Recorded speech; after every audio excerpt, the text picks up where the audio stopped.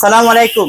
আমার অত্যন্ত মহব্বতের নানা, উনি আমার কাছে সবসময় কাবার টেম্পার এবং বিভিন্ন মোবাইল সামগ্রী অ্যাসেসরি যা লাগে সবকিছু আমার কাছে নেন, এখানে নেন। আমার সাথে একটা ভালো সম্পর্ক, আমার খুব মহব্বত করেন, আমিও মহব্বত করি। আর উনার মধ্যে সবচেয়ে আমি পাইছি সততা, সততা এবং আদর্শ। আর উনি সবসময় আলেম উলামা এবং যারা আপনার কি মুয়াদ্দিন আছেন তারা সবসময় মায়া করেন এবং মহব্বত করেন। আসলে এটা অন্তত একটা বালা কাজ, যারা আলমের মহব্বত করে, এটা একটা মনের ভিতরে একটা প্রেম থাকতে হয়। আর ব্যবসা হইছে হালাল, সুদ হইছে হারাম। আমরা ব্যবসাতে হালাল ব্যবসাতে আছি। নবীজি কইছেন যে সৎ ব্যবসা করব, হালাল ব্যবসা করব, বেহেশতে সে আমার সঙ্গে হইব। এটা আমি একটা ওয়াজও শুনছিলাম, উমর রাদিয়াল্লাহু সাল্লামের এই ব্যাপারটা নিয়ে এই ওয়াজটাতে শুনছিলাম। দেখ আমি এই ব্যাপার নিয়ে আসলে আমি এত স্কলার ইসলামিক বিষয় নিয়ে না, আমি শুধু যতটুকু ওয়াজ মাহফিলে শুনি এতটুকুই নিজে আমল করার চেষ্টা করি। আর সৎ ব্যবসা সবসময় সৎ থাকার চেষ্টা করি। হ্যাঁ, সবাই আমার লাগিয়ে দোয়া করবা, বিশেষ করে আমার নানার লাগিয়ে দোয়া করতে। আল্লাহ আমাদেরকে সবাইকে বিভিন্ন ঝামেলা, বিভিন্ন সমস্যার থেকে আমাদেরকে আল্লাহ হেফাজত রাখতা এবং মুক্ত রাখতা, রোগ সুখ আশা বিলাত থেকে। ঠিক আছে না? দুনিয়ায় সবচেয়ে বালা কাম হইতে গেলে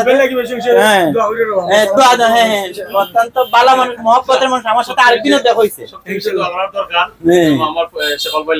শেফাল ভাই, তো অন্যরকম। আমি আসলে সবচেয়ে বড় জিনিস হচ্ছে তাই মনটা অনেক বালা এবং মানুষের সাথে খুব মিশুক এবং সহজে মিশতে পারে।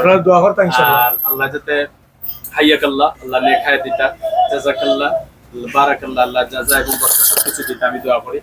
আর যাতে সারা জীবন যাতে মানুষের সাথে এইভাবে মিলেমিশে চলতে পারে, সুস্থ থাকুন এবং ফ্যামিলির সবাই যাতে সুস্থ থাকে, এটাই আমার সবচেয়ে কামনা। এবং সবচেয়ে বড় বেশি ভালো লাগছে এটা, আমি প্রাউড ফিল করি তাই নিয়ে অনেক সময় যে তাই আমরা অনেক হুজুররাও পর্যন্ত বা অনেক ইসলামী মাইন্ডের যারা অনেক সময় নামাজের প্রতি খুব গাফলাতি করি, কিন্তু সবচেয়ে বড় একটা জিনিস নামাজের প্রতি খুব বেশি পাবন্দি। মানে আজান পড়ছে বা নামাজ ছুটি যার গিয়ে এটা নিয়ে খুব বেশি মানে মনের ভিতরে অটোমেটিক একটা প্রেম, অশান্তি।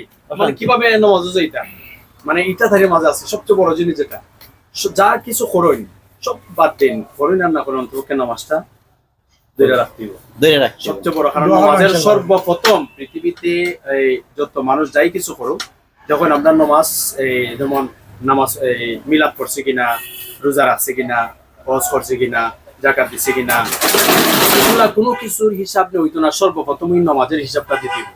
আর সবচেয়ে বড় জিনিস এই গুণটা তাই জন্য আছে নামাজটা। যাই হোক, শুক্রিয়া যে আমি গর্বিত যে আমার সবচেয়ে আমার এই বন্ধু মানুষ একজন তাই নামাজের প্রতি আমার চেয়ে বেশি খুব পাবন্দি। আর আল্লাহ যাতে এই পথে এবং যতদিন পর্যন্ত আসুন দুনিয়ার জীবনে, আল্লাহ যাতে তাদের সুন্দরভাবে এবং হেদায়েতের পথে এবং যাতে ভালোভাবে চালাই, বিপদ আপদ বালা মুসিবত থেকে যাতে আল্লাহ টাইম দিয়ে এবং ফ্যামিলির সবাই হেফাজত করেন। আমিন সুবহান আমিন। আসলে একদিন তো আমরা এই পৃথিবী থেকে চলেই যাবো, ঠিক আছে না? থাকার জায়গা তো না। আমাদের বাপ দাদা 1400 সবাই পূর্বপুরুষ চিন্তা করে দেখলে দেখা দেবো খবরের জমিনে তারা শুয়ে আসুন।